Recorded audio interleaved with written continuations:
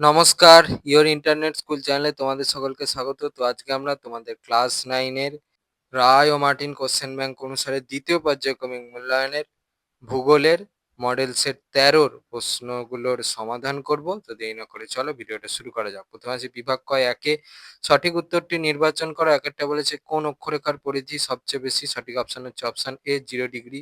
পরে দুয়েরটা বলেছে 103 degree 30 minute পূর্ব স্থানটির প্রতিপাদ স্থানের দ্রাঘিমা হবে, সঠিক অপশন হচ্ছে অপশন বি 76 ডিগ্রি 30 মিনিট পশ্চিম। পরে তিনে বলেছে পশ্চিমবঙ্গের মালভূমি অঞ্চলের উচ্চতম স্থান হলো, সঠিক অপশন হচ্ছে অপশন বি গোর্গাবুরু। পরে চারে বলেছে দ্বারকেশ্বর ও শিলাবতী নদীর মিলিত প্রবাহকে বলে, সঠিক অপশন হচ্ছে অপশন ডি রূপনারায়ণ। পরে পাঁচে বলেছে একটি পর্বত বেষ্টিত মালভূমি হলো, সঠিক অপশন হচ্ছে অপশন ডি তিব্বত মালভূমি। পরে ছয় বলেছে ক্ষুদ্রকণা বিস্ফোরণ দেখা যায়, সঠিক অপশন হচ্ছে অপশন বি বিষমসত্ব শিলায়। পরে সাতে বলেছে পশ্চিমবঙ্গের সীমানায় থাকা স্বাধীন দেশের সংখ্যা, সঠিক অপশন হচ্ছে অপশন বি 3টি। এবারে বিভাগ ক্ষয় দিয়ে বলেছে শূন্যস্থান পূরণ করে। একেরটা বলেছে প্রতিটি ড্যাশ রেখার দৈর্ঘ্য সমান। দেখো উত্তর, ওই প্রশ্নের উত্তরটার জন্য এই প্রশ্নের উত্তরটা লিখলে হবে, উত্তরটা হচ্ছে দ্রাঘিমা।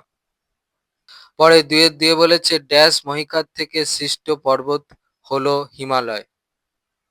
দেখো উত্তর। পরে দুয়ের তিনে বলেছে ফ্রান্সের ড্যাশ পর্বত একটি স্তূপ পর্বতের উদাহরণ। দেখো উত্তর, উত্তরটা হচ্ছে ভোজ। এর চারে বলেছে সূর্যের আপাত বার্ষিক গতিকে ড্যাশ বলা হয়, উত্তরটা হচ্ছে রবি মার্ক র বয়স্যই মায়াকার গয়ে রেপ। এবারে তিনে বলেছে শুদ্ধ বা অশুদ্ধ নির্বাচন করো। একেরটা বলেছে নিরক্ষরেখা বরাবর জলবায়ুর পরিবর্তন হয়, এটা হচ্ছে অশুদ্ধ। দিয়ে বলেছে তোরসাকে ত্রাসের নদী বলে, এটা হচ্ছে অশুদ্ধ। তিনে বলেছে রার কথাটির অর্থ পাথুরে জমি, এটা শুদ্ধ। চারে বলেছে পাত কথাটি সর্বপ্রথম ব্যবহার করেন আলফ্রেড ওয়েগনার, এটা হচ্ছে অশুদ্ধ। এবারে বিভাগ গয়ে বলেছে পরে চারে বলেছে নিম্নলিখিত প্রশ্নগুলির সংক্ষিপ্ত উত্তর দাও, যে কোনো দুটি। একেরটা বলেছে প্রতিপাদ স্থান কাকে বলে। দেখো উত্তর, এখান থেকে উত্তরটা চলছে এই পর্যন্ত লিখবে। পরে চারের দুয়ে বলেছে খাদার ও ভাঙার বলতে কি বোঝো। দেখো উত্তর, এখান থেকে এই পর্যন্ত লিখবে। চারের তিনে বলেছে অধঃপাত বলয় কাকে বলে। উত্তর, এখান থেকে এই পর্যন্ত লিখবে। পরে চারেরটা বলেছে ডেকান ট্র্যাপ কি। দেখো এখান থেকে এই পর্যন্ত লিখবে। চারের পাঁচে বলেছে আর্দ্র বিশ্লেষণ কি। দেখো উত্তর, এখান থেকে উত্তরটা চলছে এই পর্যন্ত লিখবে। পরে চারের ছয়ে বলেছে পশ্চিমবঙ্গের পটজল মৃত্তিকার বৈশিষ্ট্য লেখো। উত্তর, ওই প্রশ্নের উত্তরটা তোমরা এই প্রশ্নের উত্তরটা থেকে পাবে। এখান থেকে উত্তরটা চলছে এই পর্যন্ত লিখবে। পরে বিভাগ ঘয়ে পাঁচে বলেছে যে কোনো চারটি প্রশ্নের উত্তর দাও। একেরটা বলেছে প্রশান্ত মহাসাগরের উভয় পাশে এত আগ্নেয়গিরি তৈরি হলো কেন। উত্তর, এখান থেকে উত্তরটা চলছে এই পর্যন্ত লিখবে। পরে পাঁচের দুয়ে বলেছে প্রমাণ সময় ও স্থানীয় সময়ের মধ্যে পার্থক্য লেখো। উত্তর, এই প্রশ্নের উত্তরটা তোমরা এই প্রশ্নের উত্তরটা থেকে লিখলে হবে। আগে খালি প্রমাণ সময় লিখবে, তারপর স্থানীয় সময় লিখবে, ঠিক আছে? লিখে পার্থক্যটা লিখবে। আমি সব দেখিয়ে দিচ্ছি। যেহেতু তোমাদের প্রশ্নটা মনে হলে সে 3টে পয়েন্টের উপর ভিত্তি করে পার্থক্যটা লিখতে পারো, কারো মনে হলে 4টে পয়েন্টের উপর ভিত্তি করে পার্থক্যটা লিখতে পারো। আর স্কুল ভিত্তিক ব্যাপার থাকলে তাহলে যতগুলো দেওয়া আছে এখানে সবগুলোই লিখে দেবে। পাঁচের তিনে বলেছে অধঃপাত বলয় কাকে বলে। দেখো উত্তর, এখান থেকে এই পর্যন্ত লিখবে। পরে পাঁচের চারে বলেছে আবহবিকার ও ক্ষয়ীভবনের 3টি পার্থক্য লেখো। তো দেখো এখানে অনেক পার্থক্য দেওয়া আছে, এখান থেকে নিজেদের মন পছন্দ মতো যে কোনো 3টে বিষয়ের উপর ভিত্তি করে পার্থক্যটা লিখে দেবে। পরে পাঁচের পাঁচে বলেছে পশ্চিমবঙ্গের প্রশাসনিক বিভাগ কটি ও কি কি, প্রতিটি বিভাগের 2টি করে জেলার নাম লেখো। উত্তর, এই প্রশ্নের উত্তরটার জন্য এই প্রশ্নের উত্তরটা থেকে লিখলে হবে। এখান থেকে উত্তরটা চলছে। আচ্ছা, পাঁচটা হচ্ছে তোমার প্রশাসনিক বিভাগ, সেটা লিখবে। তারপরে বলেছে প্রত্যেকটা বিভাগ থেকে 2টো করে জেলার নাম লিখতে, মানে দেওয়া আছে। এখান থেকে নিজেদের মন পছন্দ মতো যে কোনো 2টো করে লিখে দেবে, ঠিক আছে?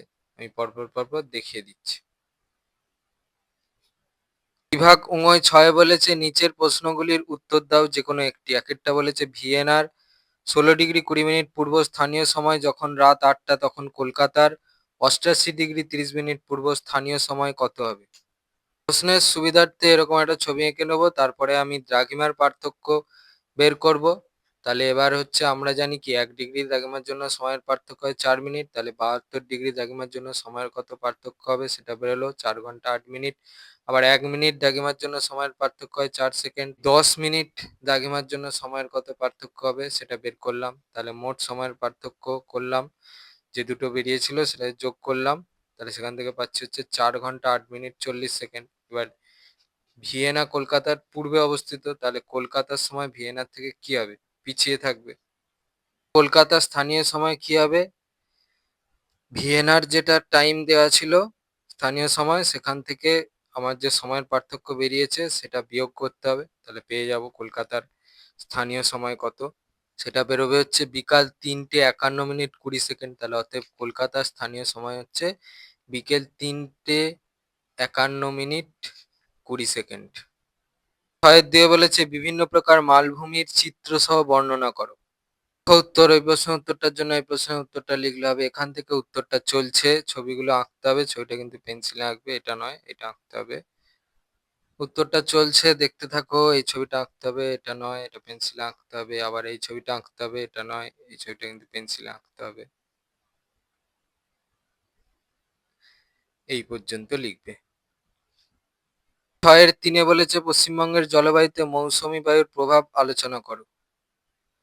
দেখো উত্তর, এখান থেকে উত্তরটা চলছে, এই পর্যন্ত লিখবে।